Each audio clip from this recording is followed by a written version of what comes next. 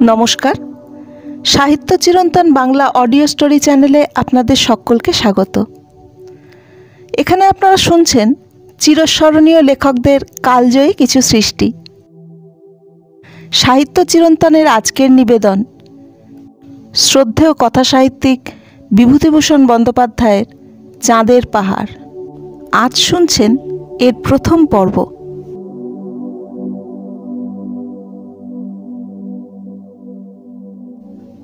শঙ্কর একেবারে অজপাড়াগাঁয়ের ছেলে। এইবার সে সবে এফএ পাস দিয়ে গ্রামে বসেছে। কাজের মধ্যে সকালে বন্ধু বান্ধবদের বাড়িতে গিয়ে আড্ডা দেওয়া, দুপুরে আহারান্তে লম্বা ঘুম, বিকেলে পালঘাটের বাঁওড়ে মাছ ধরতে যাওয়া। সারা বৈশাখ এইভাবে কাটাবার পর একদিন তার মা ডেকে বললেন, শোন, একটা কথা বলি শঙ্কর, তোর বাবার শরীর ভালো নয়।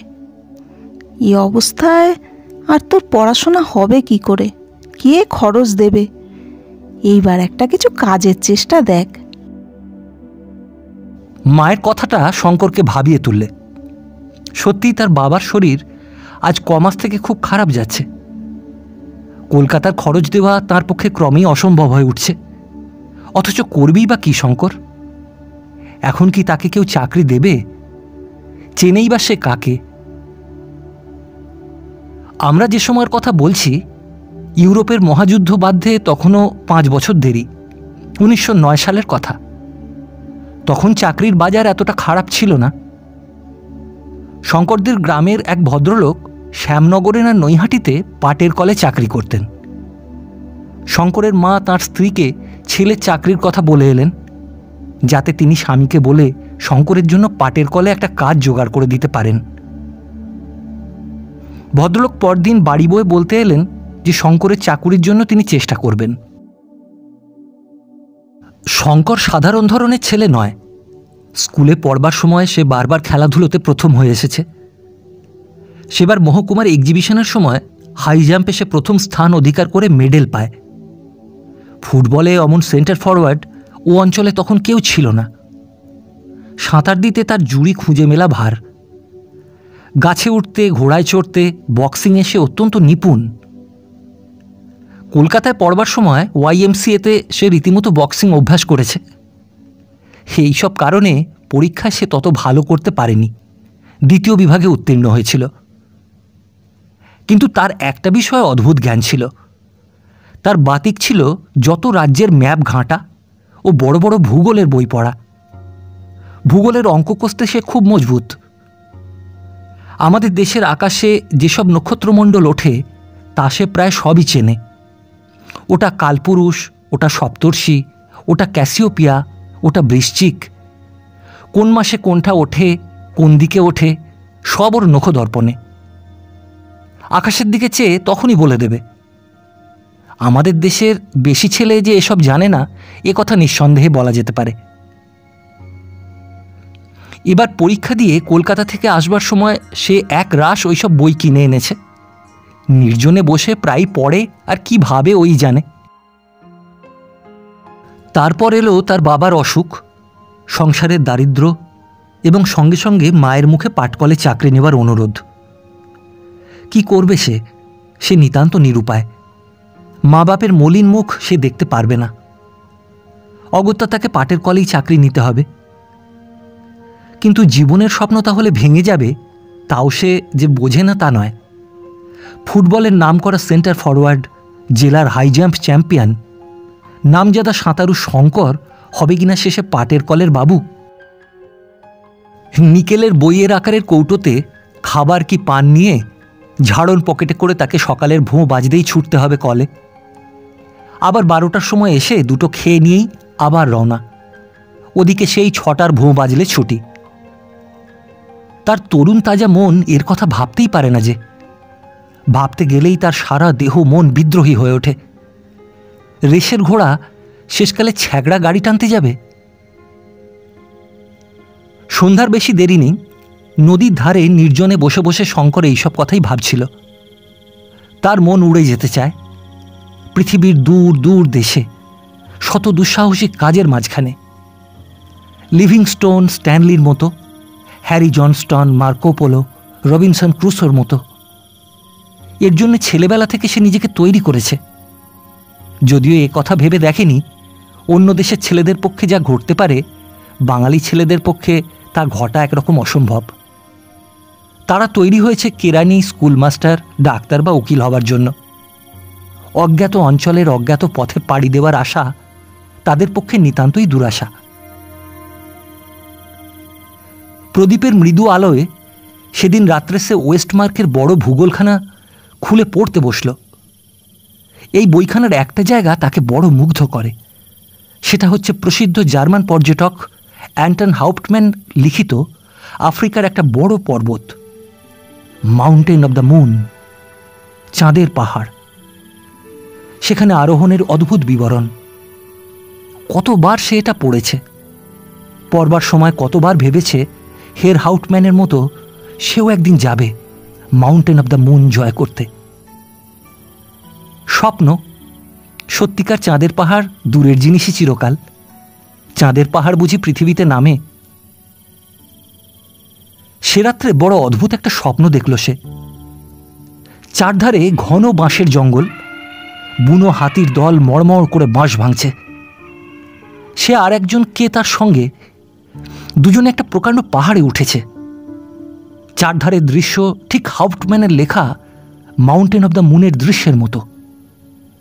সেই ঘন বাঁশবন, সেই পরগাছা ঝোলানো বড় বড় গাছ, নিচে পচা পাতা, মাঝে মাঝে পাহাড়ের খালি গা, আর দূরে গাছপালার ফাঁকে জ্যোৎস্নায় ধোয়া সাদা ধবধবে চির তুষারে ঢাকা পর্বত শিখরটি এক একবার দেখা যাচ্ছে, এক একবার বনের আড়ালে চাপা পড়ছে। পরিষ্কার আকাশে দু একটি তারা এখানে ওখানে। একবার সত্যি সে যেন বুনো হাতির গর্জন শুনতে পেলে। সমস্ত বনটা কেঁপে উঠল। এত বাস্তব বলে মনে হলো সেটা, যেন সেই ডাকেই তার ঘুম ভেঙে গেল। বিছানার উপর উঠে বসল। ভোর হয়ে গিয়েছে। জানলার ফাঁক দিয়ে দিনের আলো ঘরের মধ্যে এসেছে। উফ, কি স্বপ্নটাই দেখেছে সে! ভোরের স্বপ্ন নাকি সত্যি হয় বলে তো অনেকে। অনেকদিন আগের একটি ভাঙা পুরনো মন্দির আছে তাদের গায়ে। 12 ভূঁইয়ার এক ভূঁইয়ার জামাই মদন রায় নাকি প্রাচীন দিনে এই মন্দির তৈরি করেন। এখন মদন রায়ের বংশে কেউ নেই। মন্দির ভেঙে চুরে গিয়েছে। অশ্বত্থ গাছ, বটগাছ গজিয়েছে কার্নিশে। কিন্তু যেখানে ঠাকুরের বেদি, তার উপরের খিলেনটা এখনও ঠিক আছে। কোনো মূর্তি নেই, তবুও শনি মঙ্গলবারে পুজো হয়। মেয়েরা বেদিতে সিঁদুর চন্দন মাখিয়ে রেখে যায়। সবাই বলে ঠাকুর বড় জাগ্রত, যে যা মানত করে তাই হয়। শঙ্কর সেদিন স্নান করে উঠে মন্দিরে একটা বটের ঝুড়ির গায়ে একটা ঢিল ঝুলিয়ে কি প্রার্থনা জানিয়ে এলো। বিকেলে সে গিয়ে অনেকক্ষণ মন্দিরের সামনে দুর্বাঘাসের বনে বসে রইল। জায়গাটা পাড়ার মধ্যে হলেও বনে ঘেরা। কাছেই একটা পোড়ো বাড়ি। এদের বাড়িতে একটা খুন হয়ে গিয়েছিল শঙ্করের শিশুকালে। সেই থেকে বাড়ির মালিক এই গ্রাম ছেড়ে অন্যত্র বাস করছেন। সবাই বলে জায়গাটায় ভূতের ভয়, একা কেউ এদিকে আসে না। শঙ্করের কিন্তু এই নির্জন মন্দির প্রাঙ্গণের নিরালা বনে চুপ করে বসে থাকতে বড় ভালো লাগে। ওর মনে আজ ভোরের স্বপ্নটার দাগ কেটে বসে গিয়েছে। এই বনের মধ্যে বসে শঙ্করের আবার সেই ছবিটা মনে পড়ল। সেই মড়মড় করে বাঁশঝাড় ভাঙছে বুনো হাতির দল। পাহাড়ের অধিত্যকার নিবিড় বনে পাতা লতার ফাঁকে ফাঁকে অনেক উঁচুতে পর্বতের জ্যোৎস্না পাণ্ডুর তুষারাবৃত শিখর দেশটা যেন কোন স্বপ্নরাজ্যের সীমা নির্দেশ করছে।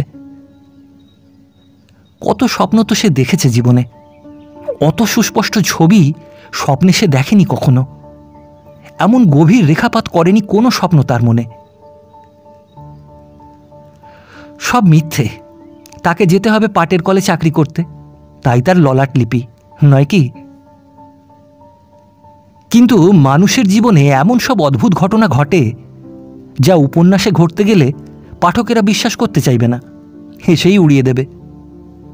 শঙ্করের জীবনেও এমন একটি ঘটনা সম্পূর্ণ অপ্রত্যাশিতভাবে ঘটে গেল।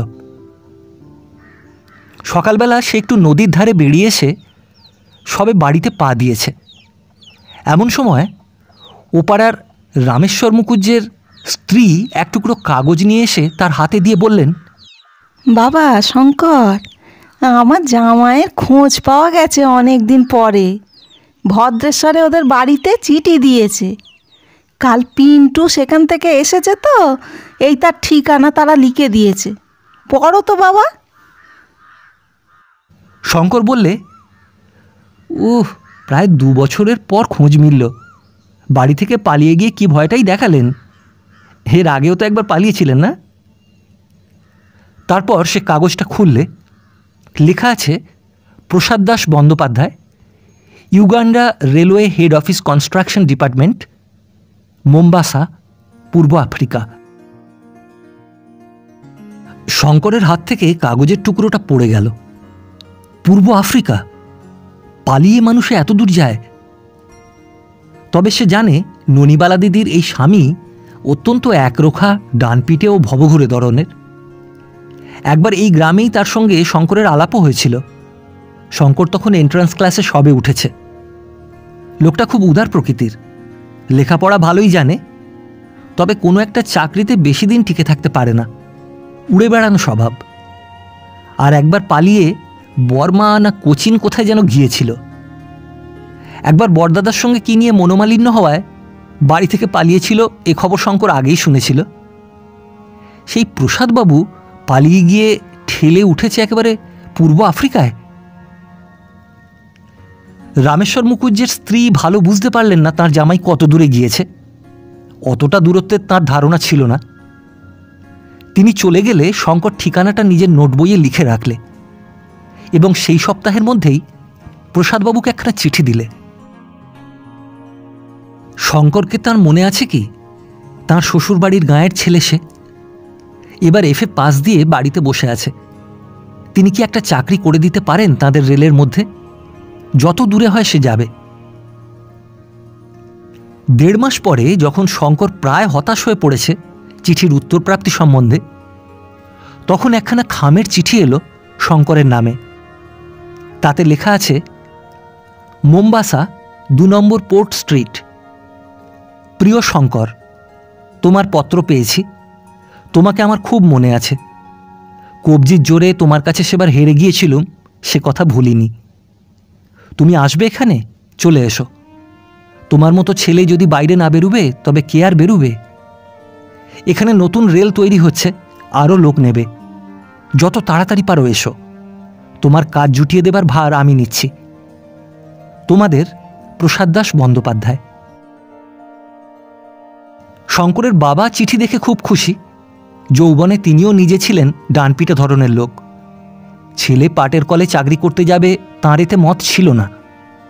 শুধু সংসারের অভাব অনটনের দরুন শঙ্করের মায়ের মতেই সায় দিতে বাধ্য হয়েছিলেন।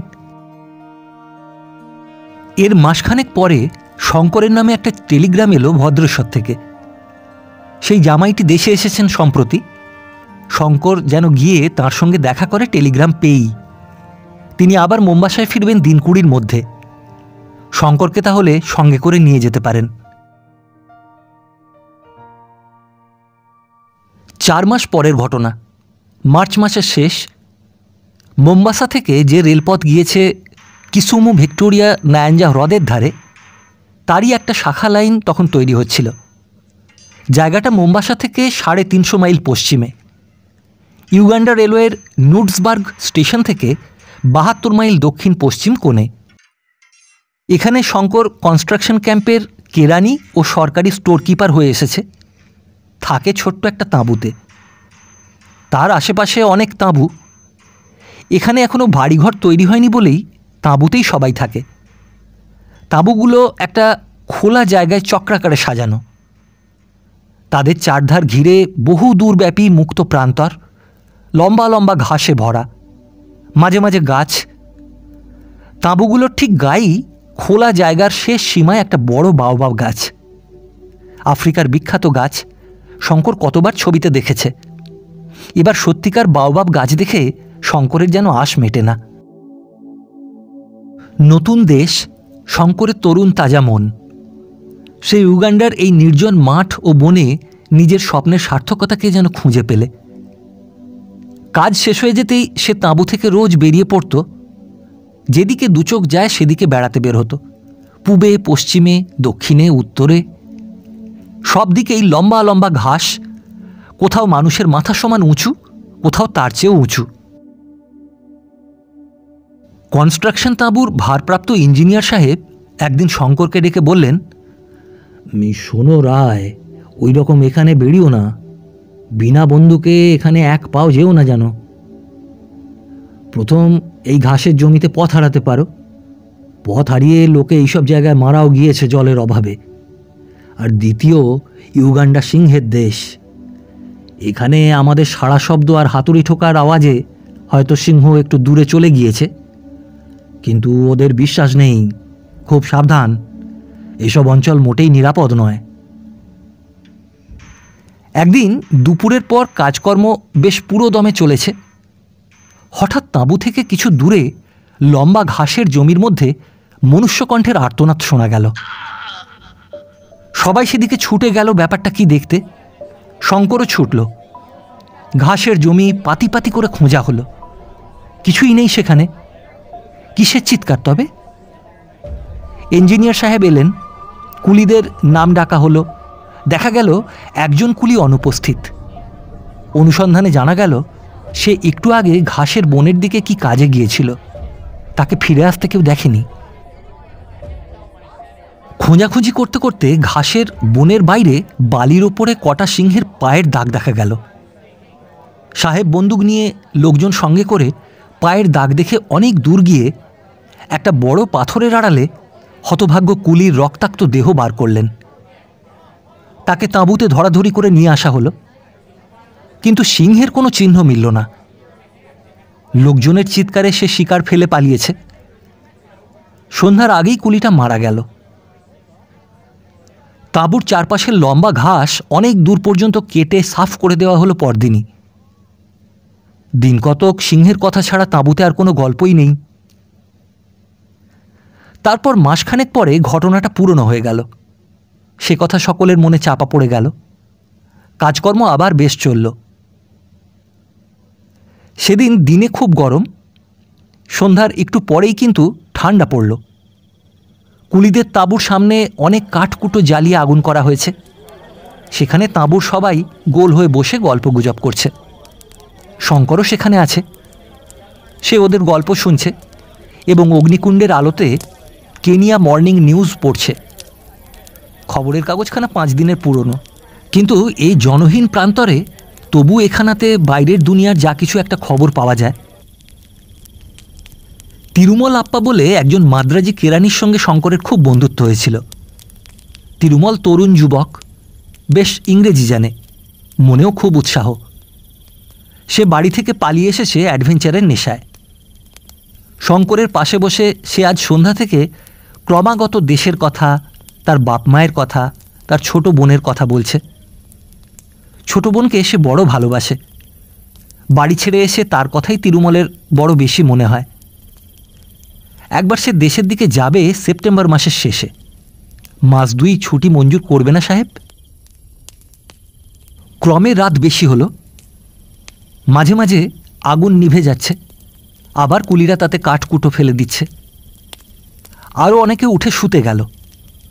কৃষ্ণপক্ষের ভাঙা চাঁদ ধীরে ধীরে দূর দিগন্তে দেখা দিল।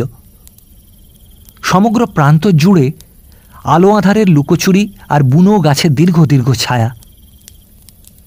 শঙ্করের ভারী অদ্ভুত মনে হচ্ছিল বহু দূর বিদেশের এই স্তব্ধ রাত্রির সৌন্দর্য।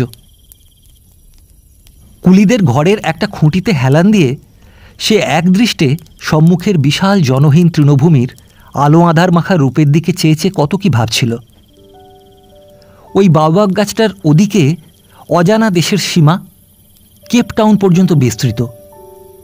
মধ্যে পড়বে কত পর্বত, অরণ্য, প্রাগৈতিহাসিক যুগের নগর জিম্বারি, বিশাল ও বিভীষিকাময় কালাহারি মরুভূমি, হীরকের দেশ, সোনার খনির দেশ।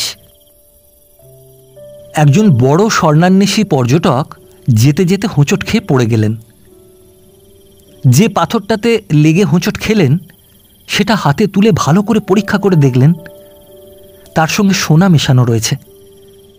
সে জায়গায় বড় একটা সোনার খনি বেরিয়ে পড়ল। এ ধরনের কত গল্প সে পড়েছে দেশে থাকতে। এই সেই আফ্রিকা, সেই রহস্যময় মহাদেশ, সোনার দেশ, হীরের দেশ। কত অজানা জাতি, অজানা দৃশ্যাবলী, অজানা জীবজন্তু এর সীমাহীন ট্রপিক্যাল অরণ্যে আত্মগোপন করে আছে। কে তার হিসেব রেখেছে? কত কি ভাবতে ভাবতে শঙ্কর কখন ঘুমিয়ে পড়েছে। হঠাৎ কিসের শব্দে তার ঘুম ভাঙল। সে ধর্মর করে জেগে উঠে বসল।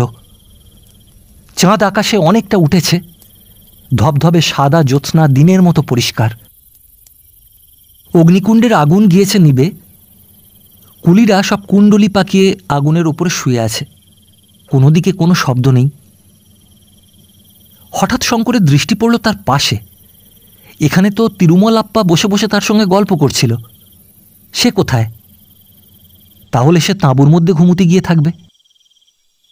শঙ্করও নিজে উঠে শুতে যাবার উদ্যোগ করছে। এমন সময় অল্প দূরেই পশ্চিম কোণে মাঠের মধ্যে ভীষণ সিংহ গর্জন শুনতে পাওয়া গেল। রাত্রির অস্পষ্ট জ্যোৎস্নালোক যেন কেঁপে উঠল সে রবে। কুলিরা ধর্মর করে জেগে উঠল। ইঞ্জিনিয়ার সাহেব বন্দুক নিয়ে তাঁবুর বাইরে এলেন। শঙ্কর জীবনে এই প্রথম শুনলে সিংহের গর্জন। সেই দিকদিশাহীন তৃণভূমির মধ্যে শেষ রাত্রের জ্যোৎস্নায় সে গর্জন যে কি এক অনির্দেশ্য অনুভূতি তার মনে জাগালে, তা ভয় নয়, সে এক রহস্যময় জটিল মনোভাব। একজন বৃদ্ধ মাসাই কুলি ছিল তাঁবুতে। সে বললে সিংহ লোক মেরেছে, লোক না মারলে এমন গর্জন করবে না। তাঁবুর ভেতর থেকে তিরুমলের সঙ্গী এসে হঠাৎ জানালে তিরুমলের বিছানা শূন্য, তাঁবুর মধ্যে কোথাও সে নেই। কথাটা শুনে সবাই চমকে উঠল। শঙ্করও নিজে তাঁবুর মধ্যে ঢুকে দেখে এলো সত্যি সেখানে কেউ নেই। তখনই কুলিরা আলো জেলে লাঠি নিয়ে বেরিয়ে পড়ল। সব তাঁবুগুলোতে খোঁজ করা হলো, নাম ধরে চিৎকার করে ডাকাডাকি করলে সবাই মিলে। তিরুমলের কোনো সাড়া মিলল না। তিরুমল যেখানটাতে শুয়েছিল সেখানটাতে ভালো করে দেখা গেল তখন কোনো একটা ভারী জিনিসকে টেনে নিয়ে যাওয়ার দাগ মাটির ওপর সুস্পষ্ট। ব্যাপারটা বুঝতে কারো দেরি হলো না। বাওবাব গাছের কাছে তিরুমলের জামার হাতার কানিকটা টুকরো পাওয়া গেল। ইঞ্জিনিয়ার সাহেব বন্দুক নিয়ে আগে আগে চললেন। শঙ্কর তার সঙ্গে চলল। কুলিরা তাঁদের অনুসরণ করতে লাগল। সেই গভীর রাত্রে তাঁবু থেকে দূরে মাঠের চারিদিকে অনেক জায়গা খোঁজা হলো। তিরুমলের দেহের কোনো সন্ধান মিলল না। এবার আবার সিংহগর্জন শোনা গেল, কিন্তু দূরে, যেন এই নির্জন প্রান্তরের অধিষ্ঠাত্রী কোনো রহস্যময়ী রাক্ষসীর বিকট চিৎকার। মাসাই কুলিটা জানালে সিংহ দেহ নিয়ে চলে যাচ্ছে, কিন্তু ওকে নিয়ে আমাদের ভুগতে হবে। আরও অনেকগুলো মানুষ ও ঘায়েল না করে ছাড়বে না। সবাই সাবধান। যে সিংহ একবার মানুষ খেতে শুরু করে সে অত্যন্ত ধূর্ত হয়ে ওঠে। রাত যখন প্রায় 3টে তখন সবাই ফিরল তাঁবুতে। বেশ ফুটফুটে জ্যোৎস্নায় সারা মাঠ আলো হয়ে উঠেছে। আফ্রিকার এই অংশে পাখি বড় দেখা যায় না দিনমানে, কিন্তু এক ধরনের রাত্রিচর পাখির ডাক শুনতে পাওয়া যায় রাত্রে। সে সুর অপার্থিব ধরনের মিষ্টি। এইমাত্র সেই পাখি কোনো গাছের মাথায় বহু দূরে ডেকে উঠল। মনটা এক মুহূর্তে উদাস করে দেয়।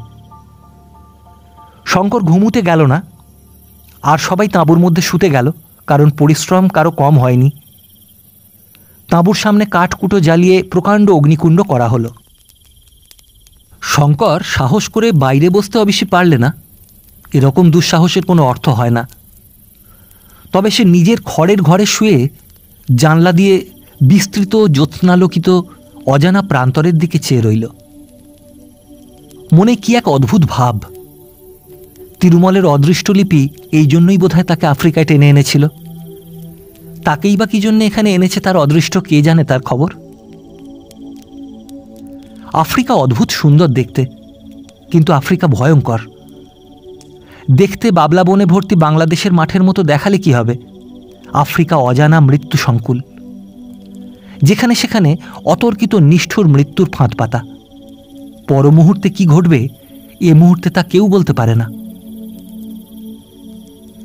আফ্রিকা প্রথম বলি গ্রহণ করেছে তরুণ হিন্দু যুবক তিরুমলকে। সে বলি চায়। তিরুমল তো গেল, সঙ্গে সঙ্গে ক্যাম্পে পরদিন থেকে এমন অবস্থা হয়ে উঠল যে আর সেখানে সিংহের উপদ্রবে থাকা যায় না। মানুষখেকো সিংহ অতি ভয়ানক জানোয়ার, যেমন সে ধূর্ত তেমনই সাহসী। সন্ধ্যা তো দূরের কথা, দিনমানেই একা বেশি দূর যাওয়া যায় না। সন্ধ্যার আগে তাঁবুর মাঠে নানা জায়গায় বড় বড় আগুনের কুণ্ড করা হয়। সেখানে কুলিরা আগুনের কাছে ঘেঁষে বসে গল্প করে, রান্না করে, সেখানে বসেই খাওয়া দাওয়া করে।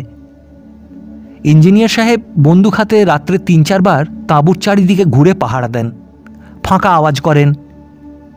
এত সতর্কতার মধ্যেও একটা কুলিকে সিংহ নিয়ে পালালো তিরুমলকে মারবার ঠিক 2 দিন পরে সন্ধ্যা রাত্রে।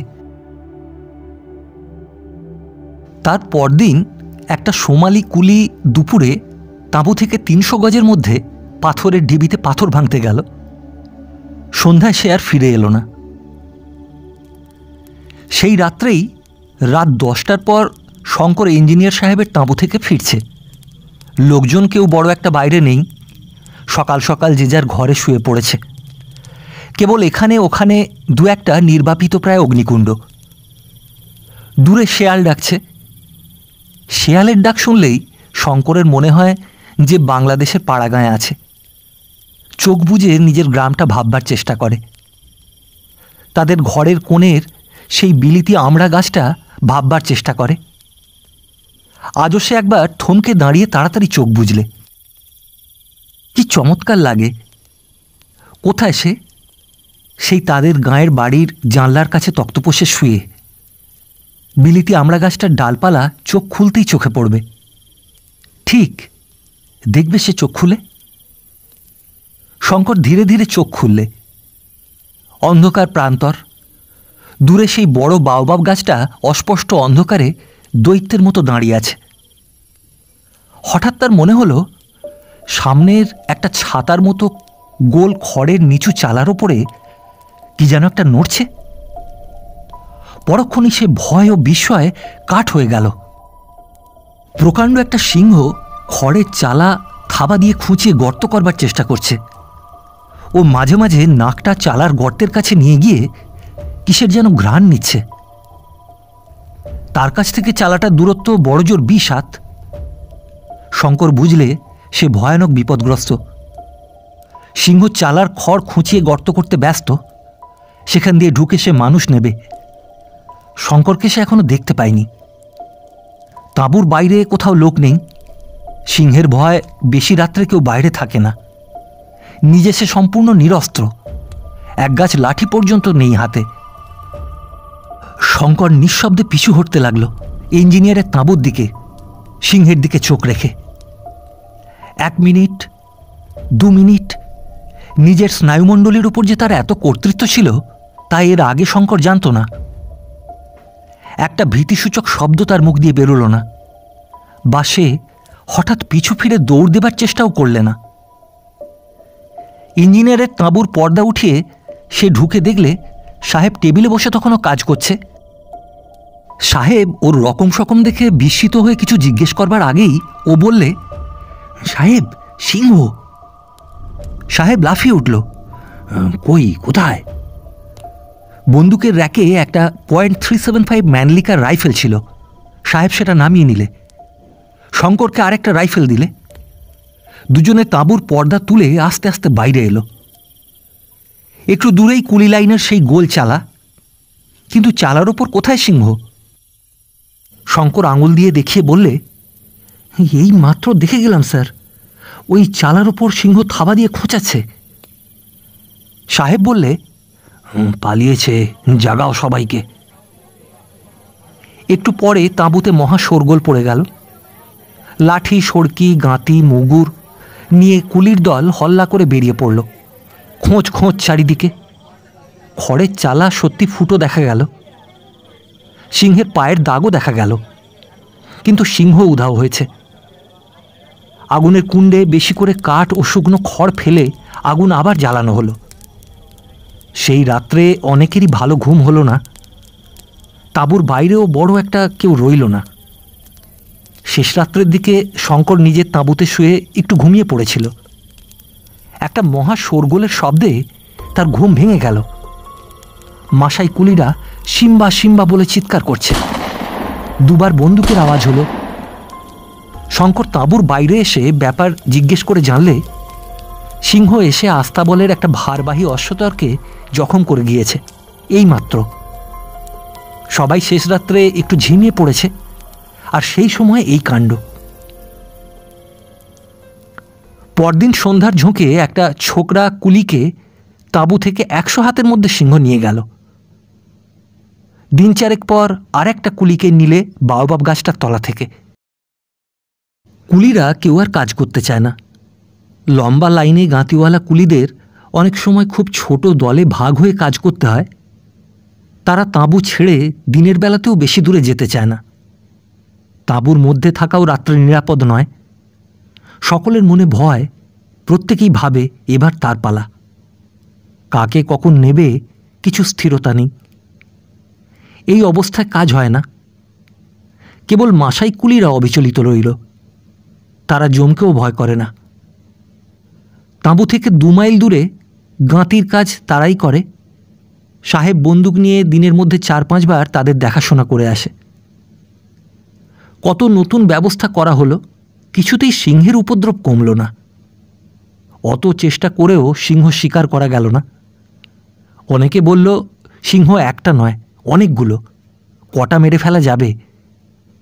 সাহেব বললে মানুষ খেকো সিংহ বেশি থাকে না, ও একটা সিংহেরই কাজ।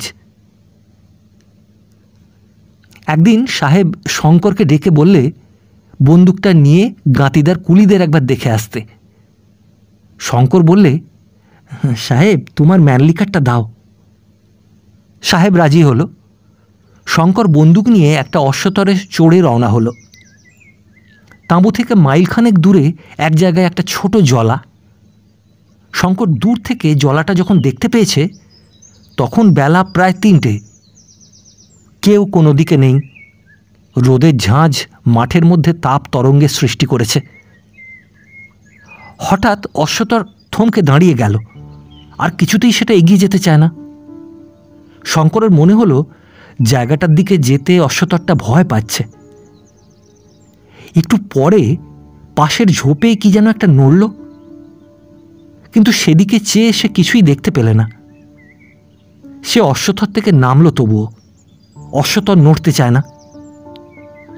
হঠাৎ শঙ্করের শরীরে যেন একটা বিদ্যুৎ খেলে গেল। ঝোপের মধ্যে সিংহ তার জন্য ওত পেতে বসে নেই তো। অনেক সময় এরকম হয় সে জানে। সিংহ পথের পাশে ঝোপঝাড়ের মধ্যে লুকিয়ে অনেক দূর পর্যন্ত নিঃশব্দে তার শিকারের অনুসরণ করে। নির্জন স্থানে সুবিধে বুঝে তার ঘাড়ের ওপর লাফিয়ে পড়ে। যদি তাই হয়? শঙ্কর অশ্বতর নিয়ে আর এগিয়ে যাওয়া উচিত বিবেচনা করল না। ভাবলে তাঁবুতে ফিরেই যাই। সবে সে তাঁবুর দিকে অশ্বতরের মুখটা ঘুরিয়েছে, এমন সময় আবার ঝোপের মধ্যে কি একটা নড়ল। সঙ্গে সঙ্গে ভয়ানক সিংহ গর্জন এবং একটা ধূসর বর্ণের বিরাট দেহ সশব্দে অশ্বতরের ওপর এসে পড়ল। শঙ্কর তখন হাত চারেক এগিয়ে আছে। সে তখনই ফিরে দাঁড়িয়ে বন্দুক উঁচিয়ে উপরি উপরি 2 বার গুলি করল। গুলি লেগেছে কিনা বোঝা গেল না, কিন্তু তখন অশ্বতর মাটিতে লুটিয়ে পড়েছে। ধূসর বর্ণের জানোয়ারটা পলাতক। শঙ্কর পরীক্ষা করে দেখলে অশ্বতরের কাঁধের কাছে অনেকটা মাংস ছিন্ন ভিন্ন। রক্তে মাটি ভেসে যাচ্ছে। যন্ত্রণায় সে ছটপট করছে। শঙ্কর এক গুলিতে তার যন্ত্রণার অবসান করল। তারপর সে তাঁবুতে ফিরে এলো। সাহেব বললে সিংহ নিশ্চয়ই জখম হয়েছে। বন্দুকের গুলি যদি গায়ে লাগে তবে দস্তুর মতো জখম তাকে হতেই হবে, কিন্তু গুলি লেগেছিল তো। শঙ্কর বললে গুলি লাগালাগির কথা সে বলতে পারে না। বন্দুক ছুঁড়েছিল এইমাত্র কথা। লোকজন নিয়ে খোঁজাখুঁজি করে 2-3 দিনেও কোনো আহত বা মৃত সিংহের সন্ধান কোথাও পাওয়া গেল না। জুন মাসের প্রথম থেকে বর্ষা নামল। কতকটা সিংহের উপদ্রবের জন্য, কতকটা বা জলাভূমির সান্নিধ্যের জন্য জায়গাটা অস্বাস্থ্যকর হওয়ায় তাঁবু ওখান থেকে উঠে গেল। শঙ্করকে আর কনস্ট্রাকশন তাঁবুতে থাকতে হলো না। কিসুমু থেকে প্রায় 30 মাইল দূরে একটা ছোট স্টেশনে সে স্টেশন মাস্টারের কাজ পেয়ে জিনিসপত্র নিয়ে সেখানেই চলে গেল। নতুন পদ পেয়ে উৎফুল্ল মনে শঙ্কর যখন স্টেশনটাতে এসে নামল, তখন বেলা 3টে হবে। স্টেশন ঘরটা খুব ছোট, মাটির প্ল্যাটফর্ম আর স্টেশন ঘরের আশপাশ কাঁটা তারের বেড়া দিয়ে ঘেরা। স্টেশন ঘরের পেছনে তার থাকবার কোয়ার্টার, পায়রার খোপের মতো ছোট। যে ট্রেনখানা তাকে বহন করে এনেছিল সেখানে কিসুমুর দিকে চলে গেল। শঙ্কর যেন অকুল সমুদ্রে পড়ল। এত নির্জন স্থান সে জীবনে কখনো কল্পনা করেনি। এই স্টেশনে সেই একমাত্র কর্মচারী, একটা কুলি পর্যন্ত নেই। সেই কুলি, সেই পয়েন্টসম্যান, সেই সব। এরকম ব্যবস্থার কারণ হচ্ছে এই যে এসব স্টেশন এখনও মোটেই আয়কর নয়। এর অস্তিত্ব এখনও পরীক্ষা সাপেক্ষ। এদের পেছনে রেল কোম্পানি বেশি খরচ করতে রাজি নয়। একখানি ট্রেন সকালে, একখানি এই গেল, আর সারা দিন রাত্রে ট্রেন নেই। সুতরাং তার হাতে প্রচুর অবসর আছে।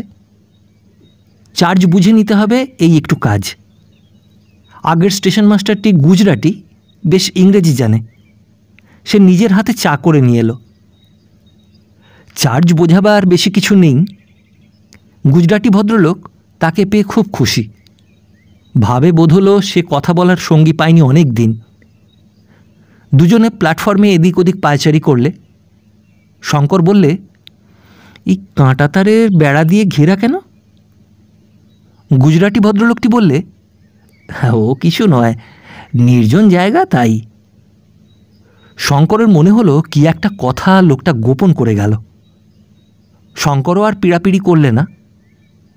রাত্রে ভদ্রলোক রুটি গড়ে শঙ্করকে খাবার নিমন্ত্রণ করলে। খেতে বসে হঠাৎ লোকটি চেঁচিয়ে উঠল, ওই যা ভুলে গেছি। কি হলো?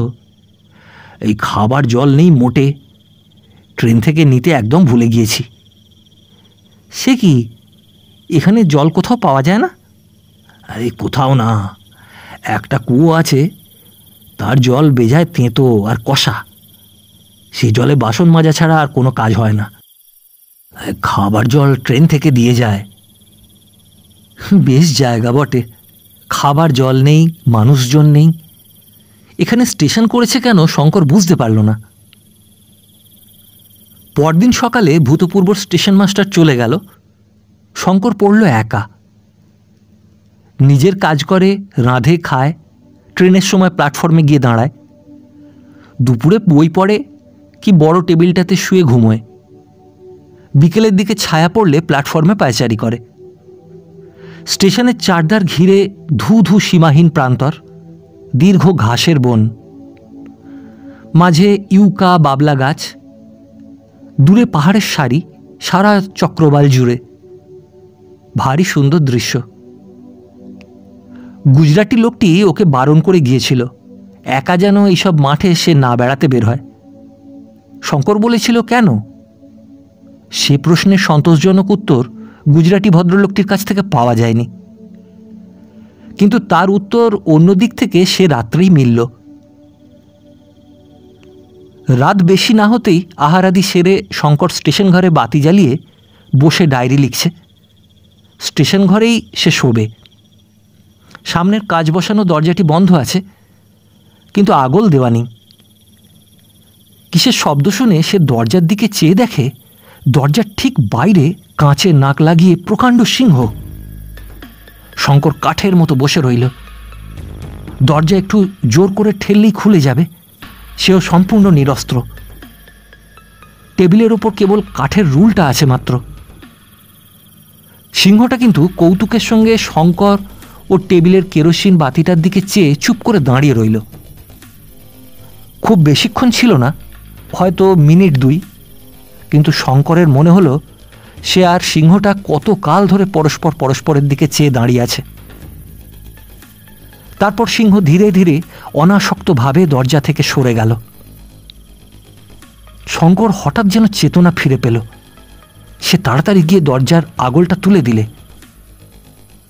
এতক্ষণে সে বুঝতে পারল স্টেশনের চারিদিকে কাঁটাতারের বেড়া কেন। কিন্তু শঙ্কর একটু ভুল করেছিল, সে আংশিকভাবে বুঝেছিল মাত্র। বাকি উত্তরটা পেতে 2-1 দিন বিলম্ব হলো। সেটা এলো অন্যদিকে। পরদিন সকালে ট্রেনের গার্ডকে সে রাত্রের ঘটনা বলল। গার্ড লোকটি ভালো, সব শুনে বললে, এসব অঞ্চলে সর্বত্রই এমন অবস্থা। এখান থেকে 12 মাইল দূরে তোমার মতো আরও একটা স্টেশন আছে, সেখানে ওই এক দশা। এখানে তো যে কাণ্ড। সে কি একটা কথা বলতে যাচ্ছিল, কিন্তু হঠাৎ কথা বন্ধ করে ট্রেনে উঠে পড়ল। যাবার সময় চলন্ত ট্রেন থেকে বলে গেল, বেশ সাবধানে থেকো সর্বদা। শঙ্কর চিন্তিত হয়ে পড়ল, এরা কি কথাটা চাপা দিতে চায়? সিংহ ছাড়া আরও কিছু আছে নাকি? যা হোক, সেদিন থেকে শঙ্কর প্ল্যাটফর্মে স্টেশন ঘরের সামনে রোজ আগুন জ্বালিয়ে রাখে। সন্ধ্যার আগেই দরজা বন্ধ করে স্টেশন ঘরে ঢোকে। অনেক রাত পর্যন্ত বসে পড়াশুনো করে বা ডায়েরি লেখে। রাত্রের অভিজ্ঞতা অদ্ভুত। বিস্তৃত প্রান্তরে ঘন অন্ধকার নামে। প্ল্যাটফর্মের ইউকা গাছটার ডালপালার মধ্যে দিয়ে রাত্রির বাতাস বেঁধে কেমন একটা শব্দ হয়। মাঠের মধ্যে প্রহরে প্রহর শেয়াল ডাকে। একদিন গভীর রাতে দূরে কোথাও সিংহের গর্জন শুনতে পাওয়া যায়। অদ্ভুত জীবন। ঠিক এই জীবনই সে চেয়েছিল। এ তার রক্তে আছে। এই জনহীন প্রান্তর, এই রহস্যময়ী রাত্রি, অচেনা নক্ষত্রে ভরা আকাশ, এই বিপদের আশঙ্কা, এই তো জীবন। নিরাপদ শান্ত জীবন নিরীহ কেরানির হতে পারে, তার নয়। সেদিন বিকেলে ট্রেন রওনা করে দিয়ে সে নিজের কোয়ার্টারের রান্নাঘরে ঢুকতে যাচ্ছে। এমন সময় খুঁটির গায়ে কি একটা দেখে সে 3 হাত লাফ দিয়ে পিছিয়ে এলো। প্রকাণ্ড একটা হলদে খরিশ গোখুরা তাকে দেখে ফনা উদ্যত করে খুঁটি থেকে প্রায় 1 হাত বাইরে মুখ বাড়িয়েছে। আর 2 সেকেন্ড পরে যদি শঙ্করের চোখ সেদিকে পড়ত, তাহলে না, এখন সাপটাকে মারবার কি করা যায়? কিন্তু সাপটা পর মুহূর্তে খুঁটি বেয়ে ওপরে খড়ের চালের মধ্যে লুকিয়ে পড়ল। বেশ কাণ্ড বটে। ওই ঘরে গিয়ে শঙ্করকে এখন ভাত রাঁধতে বসতে হবে। এ সিংহ নয় যে দরজা বন্ধ করে আগুন জ্বেলে রাখবে। খানিকটা ইতস্তত করে শঙ্কর অগত্যা রান্নাঘরে ঢুকল এবং কোনো রকমে তাড়াতাড়ি রান্না সেরে সন্ধ্যা হওয়ার আগেই খাওয়া দাওয়া সাঙ্গ করে সেখান থেকে বেরিয়ে স্টেশন ঘরে এলো। কিন্তু স্টেশন ঘরেই বা বিশ্বাস কি? সাপ কখন কোন ফাঁক দিয়ে ঘরে ঢুকবে তাকে কি আর ঠেকিয়ে রাখা যাবে? পরদিন সকালে ট্রেনে গার্ডের গাড়ি থেকে একটা নতুন কুলি তার রসদের বস্তা নামিয়ে দিতে এলো। সপ্তাহে 2 দিন মোম্বাসা থেকে চাল আর আলু রেল কোম্পানি এইসব নির্জন স্টেশনের কর্মচারীদের পাঠিয়ে দেয়। মাসিক বেতন থেকে এর দাম কেটে নেওয়া হয়।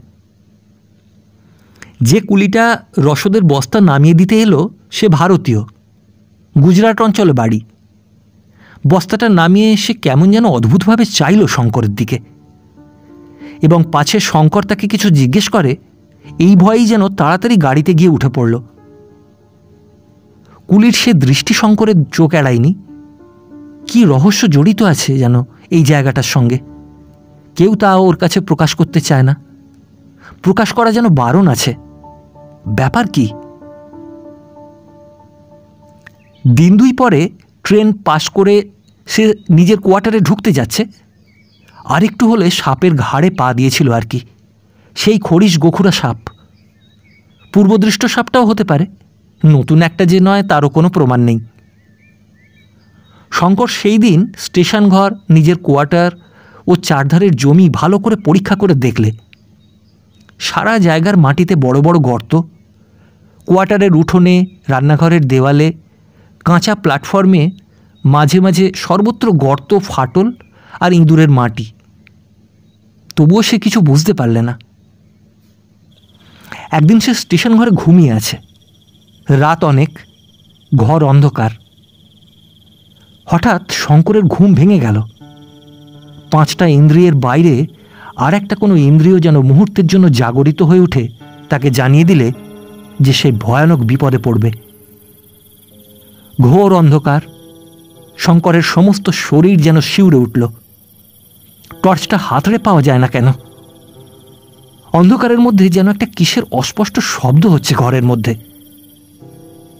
হঠাৎ টর্চটা তার হাতে ঠেকল এবং কলের পুতুলের মতো সে সামনের দিকে ঘুরিয়ে টর্চটা জ্বাললে। সঙ্গে সঙ্গেই সে ভয়ে বিস্ময়ে কাঠ হয়ে টর্চটা ধরে বিছানার ওপরেই বসে রইল।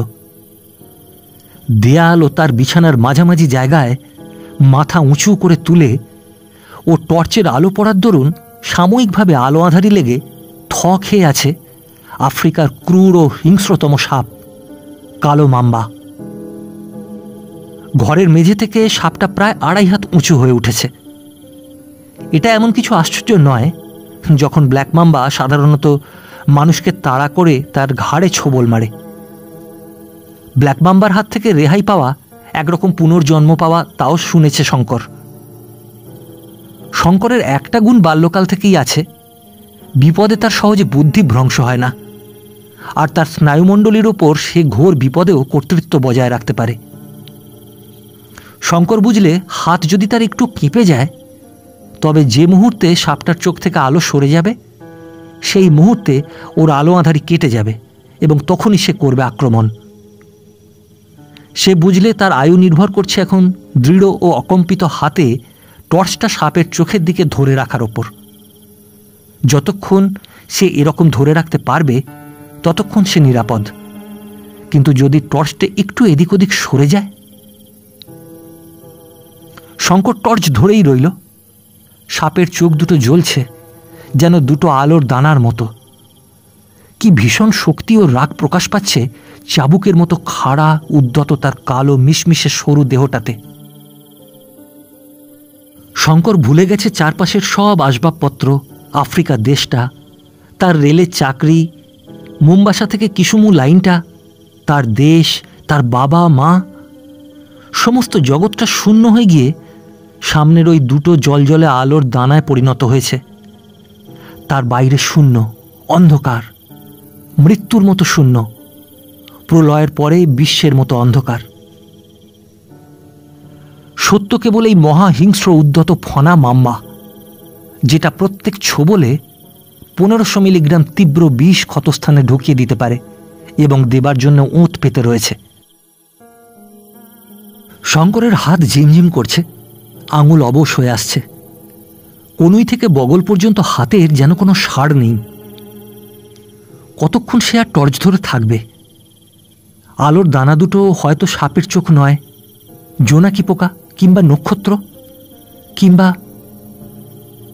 টর্চের ব্যাটারির তেজ কমে আসছে না? সাদা আলো যেন হলদে ও নিস্তেজ হয়ে আসছে না? কিন্তু জোনাকি পোকা কিংবা নক্ষত্র দুটো তেমনই জ্বলছে। রাত না দিন, ভোর হবে না সন্ধ্যা হবে? শঙ্কর নিজেকে সামলে নিলে। ওই চোখ দুটোর জ্বালাময়ী দৃষ্টি তাকে যেন মোহগ্রস্ত করে তুলেছে। সে সজাগ থাকবে। এ তেপান্তরের মাঠে চেঁচালেও কেউ কোথাও নেই সে জানে। তার নিজের স্নায়ুমণ্ডলীর দৃঢ়তার উপর নির্ভর করছে তার জীবন। কিন্তু সে পারছে না, যে হাত যেন টনটন করে অবশ হয়ে আসছে। আর কতক্ষণ সে টর্চ ধরে থাকবে? সাপে না হয় ছোবল দিক, কিন্তু হাতখানা একটু নামিয়ে সে আরাম বোধ করবে এখন।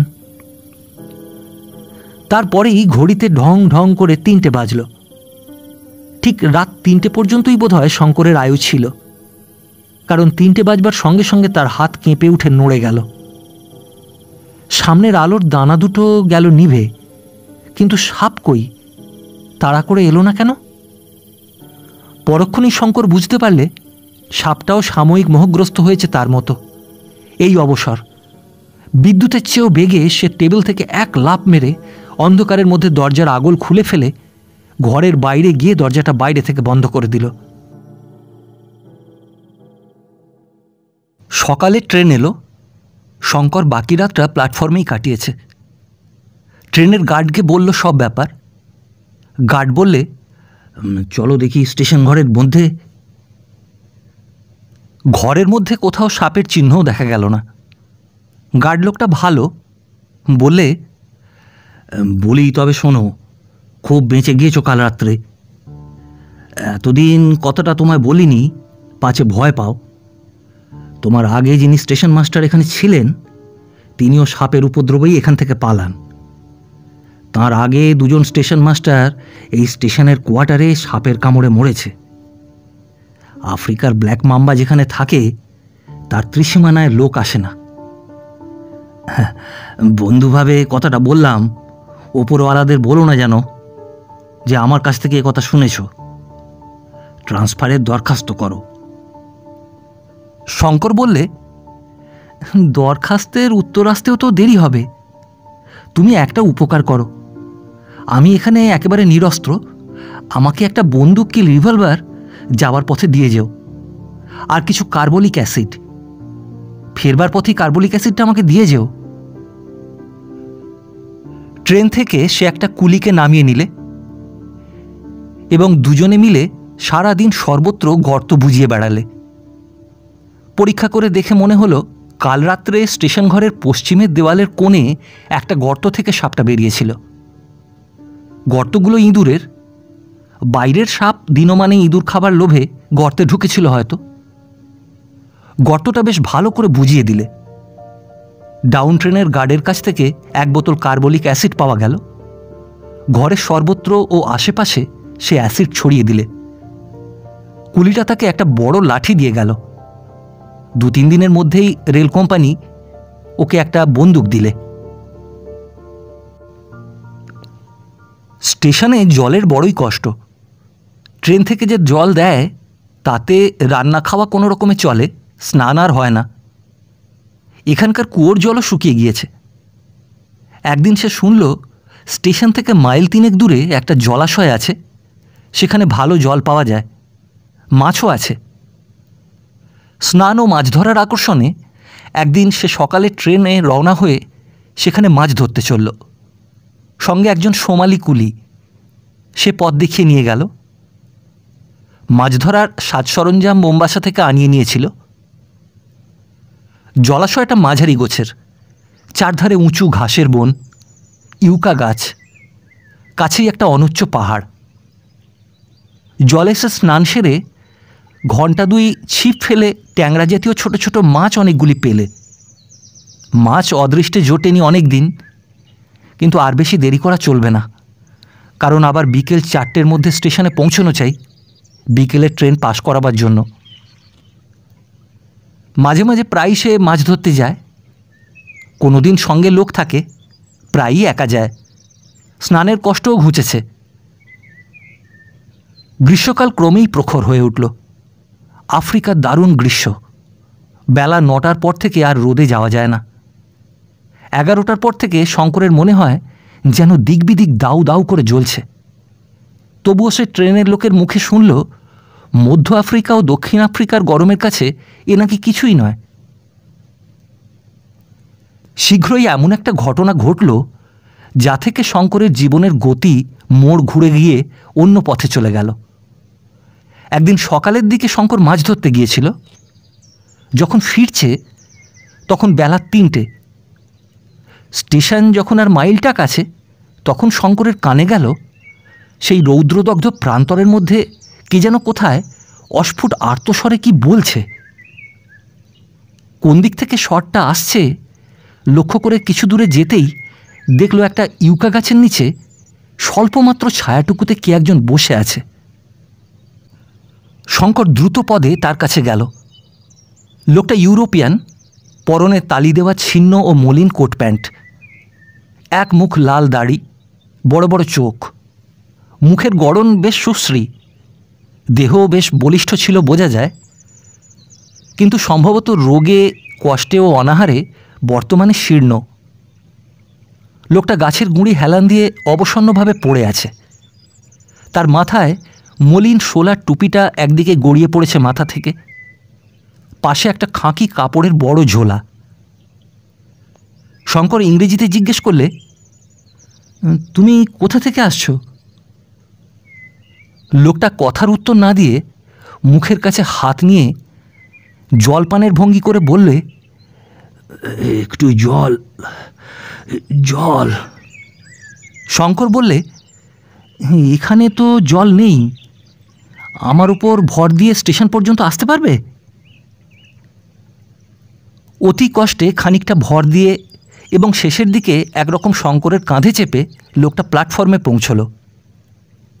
ওকে আনতে গিয়ে দেরি হয়ে গেল, বিকেলে ট্রেন ওর অনুপস্থিতিতেই চলে গিয়েছে। ও লোকটাকে স্টেশন ঘরে বিছানা পেতে শোয়ালে, জল খাইয়ে সুস্থ করলে, কিছু খাদ্যও এনে দিলে। সে খানিকটা চাঙ্গা হয়ে উঠল বটে, কিন্তু শঙ্কর দেখলে লোকটার ভারী জ্বর হয়েছে। অনেক দিনের অনিয়মে, পরিশ্রমে, অনাহারে তার শরীর একেবারে ভেঙে গিয়েছে। 2-4 দিনে সে সুস্থ হবে না। লোকটা একটু পরে পরিচয় দিলে, তার নাম ডিয়েগো আলভারেজ, জাতে পর্তুগিজ, তবে আফ্রিকার সূর্য তার বর্ণ তামাটে করে দিয়েছে। রাত্রে ওকে স্টেশনে রাখলে শঙ্কর, কিন্তু ওর অসুখ দেখে সে পড়ে গেল বিপদে। এখানে ওষুধ নেই, ডাক্তার নেই। সকালে ট্রেন মোম্বাসার দিকে যায় না, বিকেলে ট্রেনে গার্ড রোগীকে তুলে নিয়ে যেতে পারে, কিন্তু রাত কাটতে এখনো অনেক দেরি। বিকেলের গাড়িখানা স্টেশনে এসে যদি পাওয়া যেত তবে তো কথাই ছিল না। শঙ্কর রোগীর পাশে রাত জেগে বসে রইল। লোকটির শরীরে কিছু নেই, খুব সম্ভবত কষ্ট ও অনাহার ওর অসুখের কারণ। দূর বিদেশে ওর কেউ নেই, শঙ্কর না দেখলে ওকে দেখবে কে? বাল্যকাল থেকেই পরের দুঃখ সহ্য করতে পারে না সে। শঙ্কর যেভাবে সারা রাত তার সেবা করলে, তার কোনো আপনার লোক ওর চেয়ে বেশি কিছু করতে পারত না। উত্তর পূর্ব কোণের অনুচ্চ পাহাড় শ্রেণীর পেছন থেকে চাঁদ উঠছে যখন সেই রাত্রে, ঝমঝম করছে নিস্তব্ধ নিশীথ রাত্রি, তখন হঠাৎ প্রান্তরের মধ্যে ভীষণ সিংহ গর্জন শোনা গেল। রোগী তন্দ্রাচ্ছন্ন ছিল, সিংহের ডাকে সে ধড়মড় করে বিছানায় উঠে বসল। শঙ্কর বললে, ভয় নেই, শুয়ে থাকো, বাইরে সিংহ ডাকছে, দরজা বন্ধ আছে। তারপর শঙ্কর আস্তে আস্তে দরজা খুলে প্ল্যাটফর্মে এসে দাঁড়ালো। দাঁড়িয়ে চারধার চেয়ে দেখবা মাত্রই যেন সে রাত্রির অপূর্ব দৃশ্য তাকে মুগ্ধ করে ফেলল। চাঁদ উঠছে দূরের আকাশ প্রান্তে, ইউকা গাছের লম্বা লম্বা ছায়া পড়েছে পূব থেকে পশ্চিমে। ঘাসের বন যেন রহস্যময়, নিষ্পন্দ। সিংহ ডাকছে স্টেশনের কোয়ার্টারের পেছনে প্রায় 500 গজের মধ্যে, কিন্তু সিংহের ডাক আজকাল শঙ্করের গা সওয়া হয়ে গেছে, ওতে আর আগের মতো ভয় পায় না। রাত্রির সৌন্দর্য এত আকৃষ্ট করেছে ওকে যে ও সিংহের সান্নিধ্য যেন ভুলে গেল। ফিরেও স্টেশন ঘরে ঢুকল। টং টং করে ঘড়িতে 2টো বেজে গেল। ও ঘরে ঢুকে দেখলে রোগী বিছানায় উঠে বসে আছে। বললে, একটু জল দাও, খাবো। লোকটা বেশ ভালো ইংরেজি বলতে পারে। শঙ্কর টিন থেকে জল নিয়ে ওকে খাওয়ালে। লোকটার জ্বর তখন যেন কমেছে। সে বললে, তুমি কি বলছিলে? আমার ভয় করছে ভাবছিলে? ডিয়েগো আলভারেজ ভয় করবে? ইয়াং ম্যান, তুমি ডিয়েগো আলভারেজকে জানো না। লোকটার ওষ্ঠপ্রান্তে একটা হতাশা, বিষাদ ও ব্যঙ্গ মেশানো অদ্ভুত ধরনের হাসি দেখা দিল। সে অবসন্নভাবে বালিশের গায়ে ঢলে পড়ল। ওই হাসিতে শঙ্করের মনে হলো এ লোক সাধারণ লোক নয়। তখন ওর হাতের দিকে নজর পড়ল শঙ্করের। বেঁটে বেঁটে মোটা মোটা আঙুল, দড়ির মতো শিরাবহুল হাত, তাম্রাভ দাড়ির নিচে চিবুকের ভাব শক্ত মানুষের পরিচয় দিচ্ছে। এতক্ষণ পরে খানিকটা জ্বর কমে যাওয়াতে আসল মানুষটা যেন বেরিয়ে আসছে ধীরে ধীরে। লোকটা বলল, সরে এসো কাছে, তুমি আমার যথেষ্ট উপকার করেছ। আমার নিজের ছেলে থাকলে এর বেশি করতে পারত না। তবে একটা কথা বলি, আমি বাঁচব না। আমার মন বলছে আমার দিন ফুরিয়ে এসেছে। তোমার উপকার করে যেতে চাই। তুমি ইন্ডিয়ান, এখানে কত মাইনে পাও? এই সামান্য মাইনের জন্যে দেশ ছেড়ে এত দূর এসে যখন আছো এখানে, তখন তোমার সাহস আছে, কষ্ট সহ্য করবার শক্তি আছে। আমার কথা মন দিয়ে শোনো, কিন্তু প্রতিজ্ঞা করো, আজ তোমাকে যেসব কথা বলবো, আমার মৃত্যুর পূর্বে তুমি কারো কাছে তা প্রকাশ করবে না। শঙ্কর সেই আশ্বাসই দিলে। তারপরই সেই অদ্ভুত রাত্রি ক্রমশ কেটে যাওয়ার সঙ্গে সঙ্গে সে এমন এক আশ্চর্য, অবিশ্বাস্য ধরনের আশ্চর্য কাহিনী শুনে গেল, যা সাধারণত উপন্যাসেই পড়া যায়। ইয়াং ম্যান, তোমার বয়স কত হবে? 22? তুমি যখন মায়ের কোলে শিশু, আজ 22 বছর আগের কথা, 1888-89 সালের দিকে আমি কেপ কলোনির উত্তরে পাহাড় জঙ্গলের মধ্যে সোনার খনির সন্ধান করে বেড়াচ্ছিলাম। তখন বয়স কম ছিল, দুনিয়ার কোনো বিপদকেই বিপদ বলে গ্রাহ্য করতাম না। বুলাওয়ে শহর থেকে জিনিসপত্র কিনে একাই রওনা হলাম, সঙ্গে কেবল 2টি গাধা, ওই জিনিসপত্র বইবার জন্যে। জাম্বেজি নদী পার হয়ে চলেছি। পথ ও দেশ সম্পূর্ণ অজ্ঞাত, শুধু ছোট ছোট পাহাড়, ঘাস, মাঝে মাঝে কাফিরদের বস্তি। ক্রমে যেন মানুষের বাস কমে এলো। এমন এক জায়গায় এসে পৌঁছানো গেল যেখানে এর আগে কখনো কোনো ইউরোপিয়ান আসেনি। যেখানেই নদী বা খাল দেখি কিংবা পাহাড় দেখি, সকলের আগে সোনার স্তরের সন্ধান করি। লোকে কত কি পেয়ে বড় মানুষ হয়ে গিয়েছে দক্ষিণ আফ্রিকায়, এ সম্বন্ধে বাল্যকাল থেকে কত কাহিনী শুনে এসেছিল। সেই সব গল্পের মোহই আমাকে আফ্রিকায় নিয়ে এসে ফেলেছিল। কিন্তু বৃথাই 2 বছর ধরে নানা স্থানে ঘুরে বেড়ালুম। কত অসহ্য কষ্ট সহ্য করলুম এই 2 বছরে।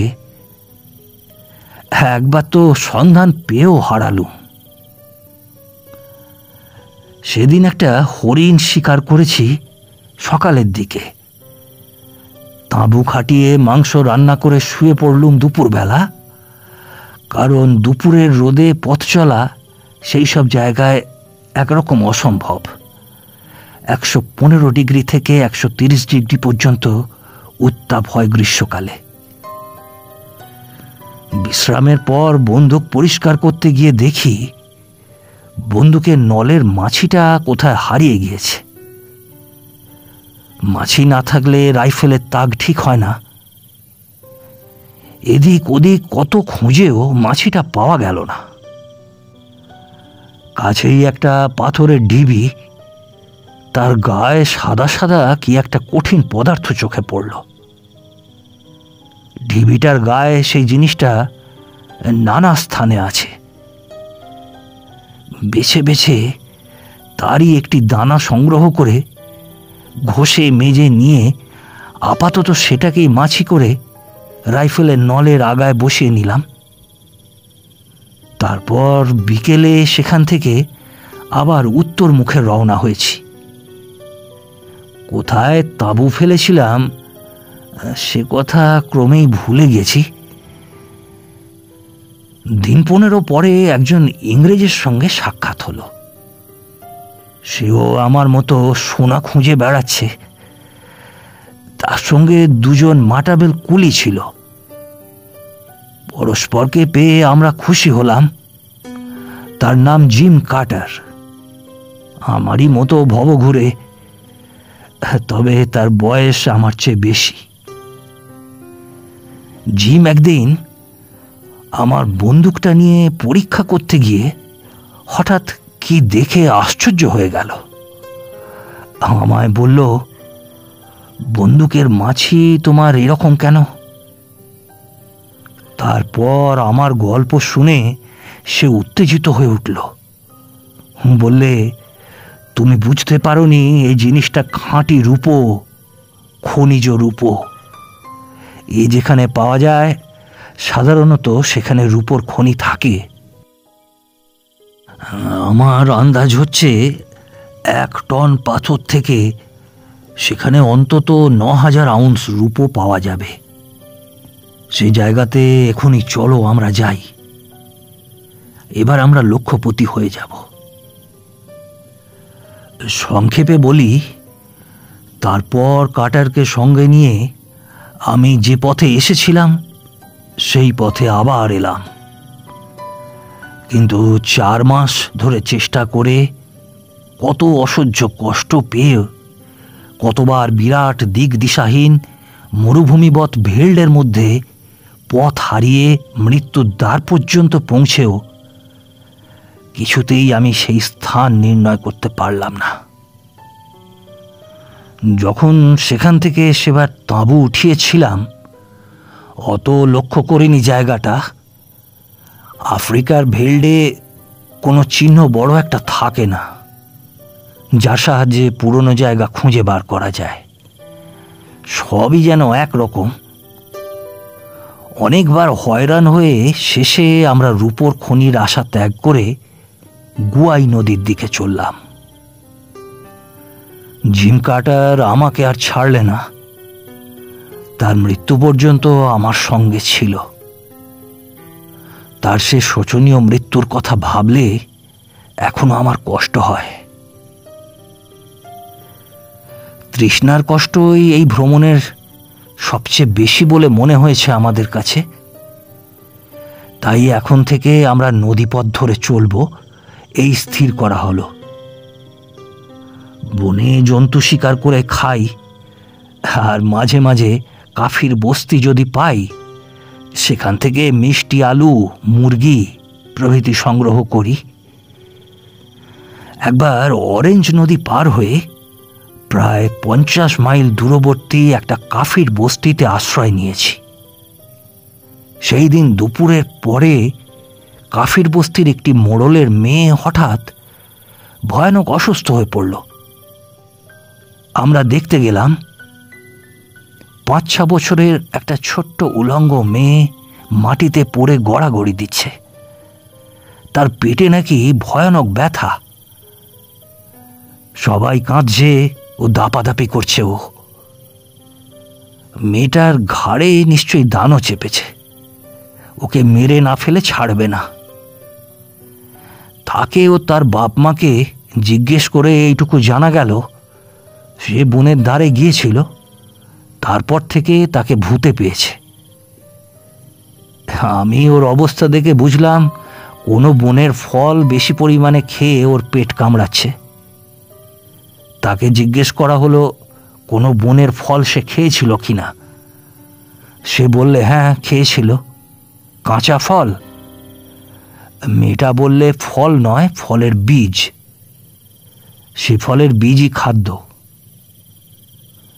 1 ডোজ হোমিওপ্যাথিক ওষুধে তার ভূত ছেড়ে গেল। আমাদের সঙ্গে ওষুধের বাক্স ছিল। গ্রামে আমাদের খাতির হয়ে গেল খুব। 15 দিন আমরা সেই গ্রামের সর্দারের অতিথি হয়ে রইলাম। ইল্যান্ড হরিণ শিকার করি, আর রাত্রে কাফিরদের মাংস খেতে নিমন্ত্রণ করি। বিদায় নেবার সময় কাফির সর্দার বললে, তোমরা সাদা পাথর খুব ভালোবাসো না? বেশ খেলবার জিনিস, নেবে সাদা পাথর? দাঁড়াও দেখাচ্ছি।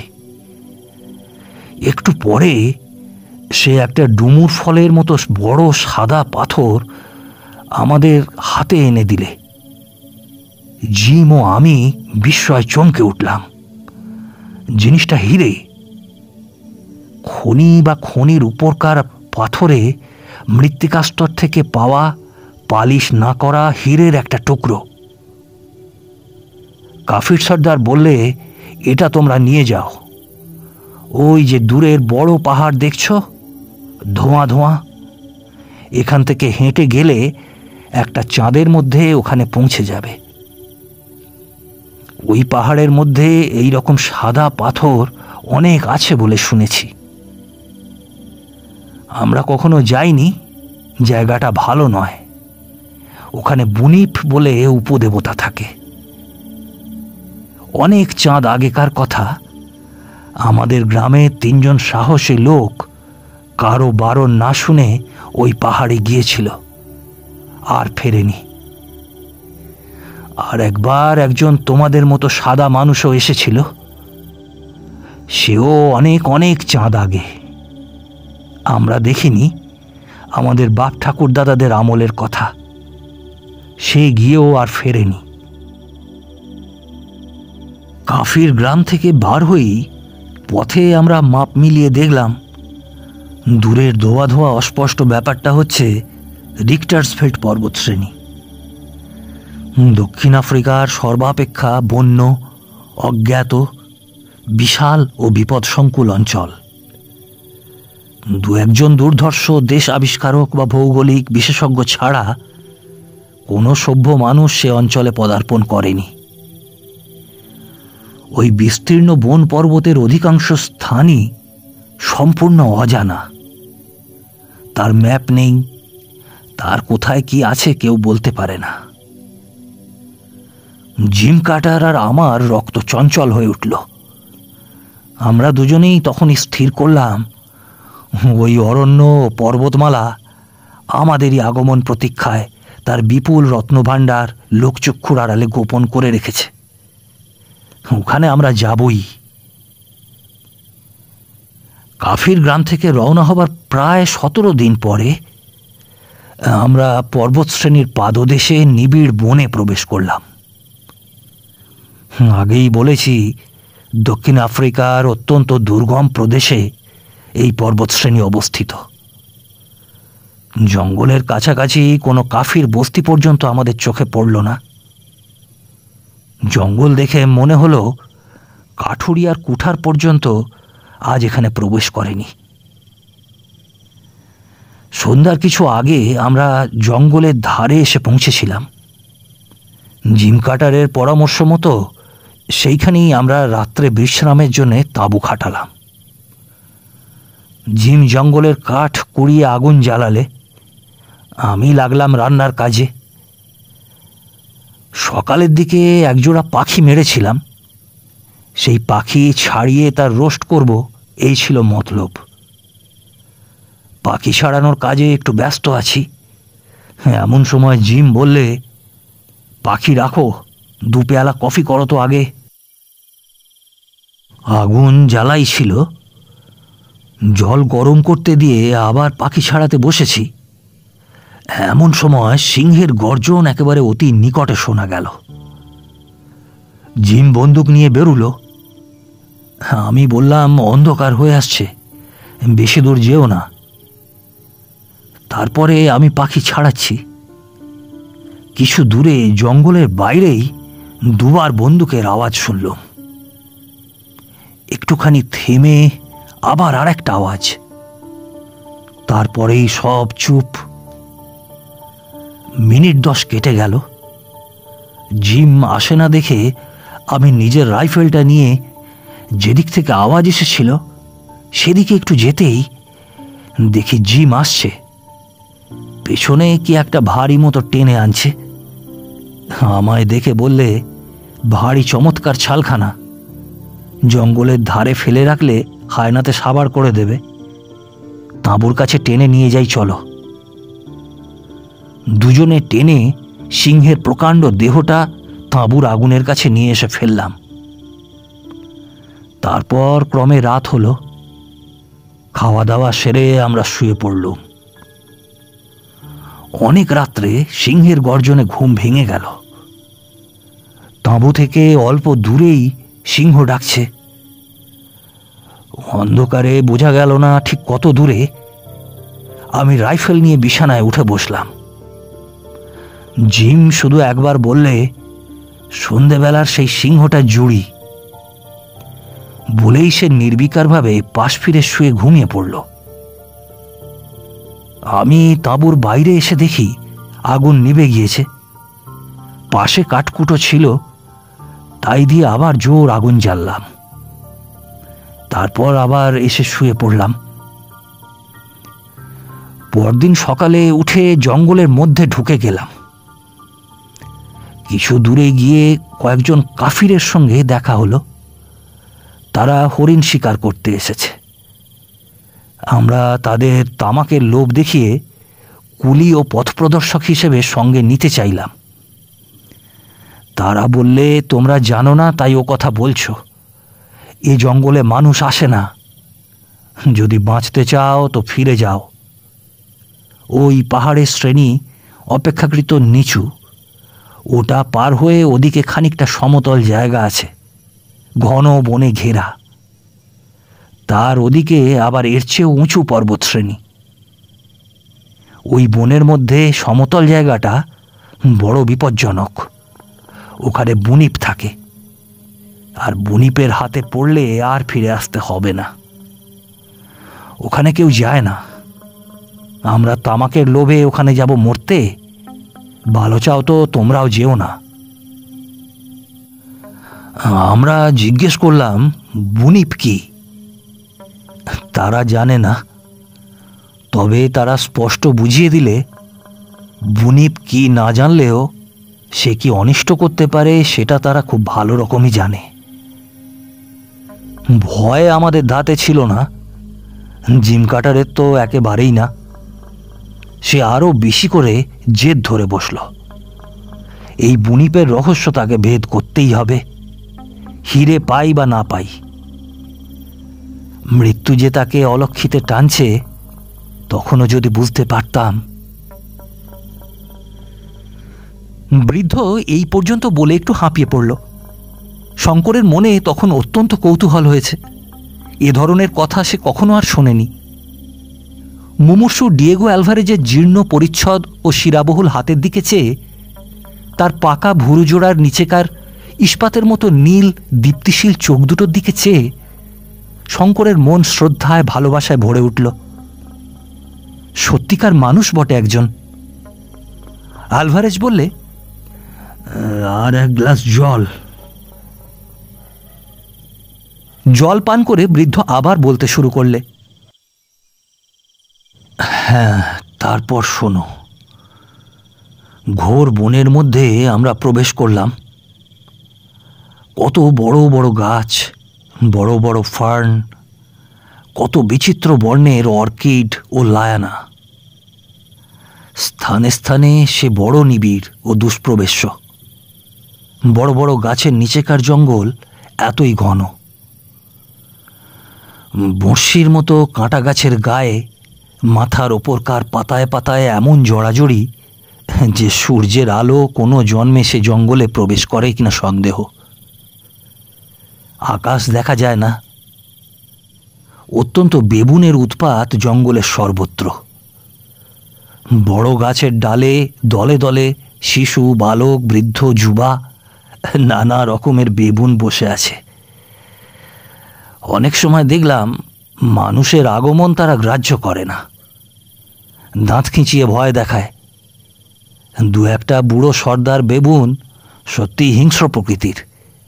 হাতে বন্দুক না থাকলে তারা অনায়াসেই আমাদের আক্রমণ করত। জিম কার্টার বললে, অন্তত আমাদের খাদ্যের অভাব হবে না কখনো এই জঙ্গলে। 7-8 দিন সেই নিবিড় জঙ্গলে কাটল। জিম কার্টার ঠিকই বলেছিল, প্রতিদিন একটি করে বেবুন আমাদের খাদ্য যোগান দিতে দেহপাত করত। উঁচু পাহাড়টা থেকে জঙ্গলের নানা স্থানে ছোট বড় ঝর্ণা নেমে এসেছে, সুতরাং জলের অভাবও ঘটল না। একবার কিন্তু এতে বিপদও ঘটেছিল। একটা ঝর্ণার ধারে দুপুরবেলা এসে আগুন জ্বেলে বেবুনের দাপনা ঝলসাবার ব্যবস্থা করছি। জিম গিয়ে তৃষ্ণার ঝোঁকে ঝর্ণার জল পান করল। তার একটু পরেই তার ক্রমাগত বমি হতে শুরু করল। পেটে ভয়ানক ব্যথা। আমি একটা বিজ্ঞান জানতাম। আমার সন্দেহ হওয়াতে ঝর্ণার জল পরীক্ষা করে দেখি জলে খনিজ আর্সেনিক মেশানো আছে। উপরের পাহাড়ের আর্সেনিকের স্তর ধুয়ে ঝর্ণা নেমে আসছে নিশ্চয়ই। হোমিওপ্যাথিক বাক্স থেকে প্রতিষেধক ওষুধ দিতে সন্ধ্যার দিকে জিম সুস্থ হয়ে উঠল। বনের মধ্যে ঢুকে কেবল এক বেবুন ও মাঝে মাঝে দু একটা বিষধর সাপ ছাড়া অন্য কোনো বন্যজন্তুর সঙ্গে আমাদের সাক্ষাৎ হয়নি। পাখির কথা, প্রজাপতির কথা অবশ্য বাদ দিলাম, কারণ এইসব ট্রপিক্যাল জঙ্গল ছাড়া এত বিচিত্র বর্ণের ও শ্রেণীর পাখি ও প্রজাপতি আর কোথাও দেখতে পাওয়া যাবে না। বিশেষ করে বন্যজন্তু বলতে যা বোঝায় তারা সে পর্যায়ে পড়ে না। প্রথমেই রিক্টার্সফিল্ড পর্বতশ্রেণীর একটা শাখা পর্বত আমাদের সামনে পড়ল। সেটা মূল ও প্রধান পর্বতের সঙ্গে সমান্তরালভাবে অবস্থিত বটে, কিন্তু অপেক্ষাকৃত নিচু। সেটা পার হয়ে আমরা একটা বিস্তীর্ণ বনময় উপত্যকায় নেবে তাঁবু ফেললাম।